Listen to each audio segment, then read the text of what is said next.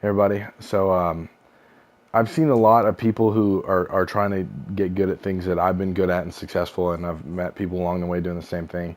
And if I'm learning faster than they are, a lot of the times I see that it's because they let their subjective opinion get in the way. And what I mean by that is take business. If you're trying to provide a consumer with a product, which is basically what business is, it's providing products to consumers. You have to know what your consumer wants.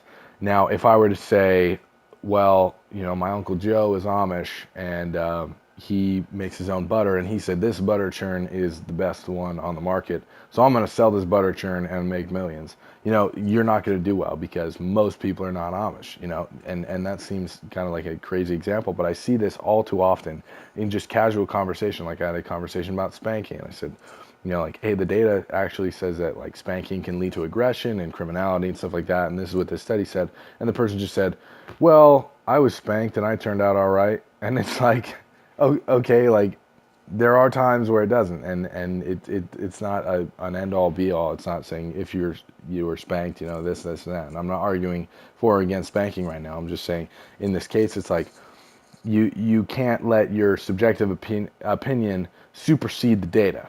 If someone took a poll and said that most people don't like butter churns, you can't say, well, people that I know like butter churns, so I'm going to sell it and do really well. It'd just be absurd.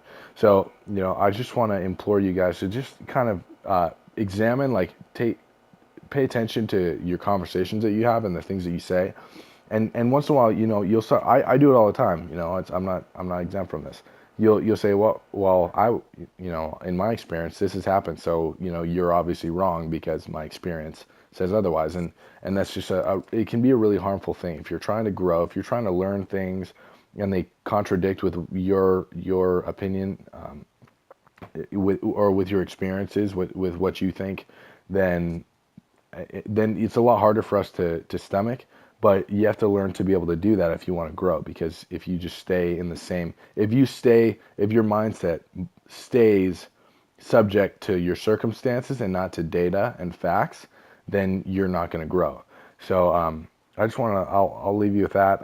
Just pay attention to your conversations. Pay attention to other people. It's a lot easier to see other people do it.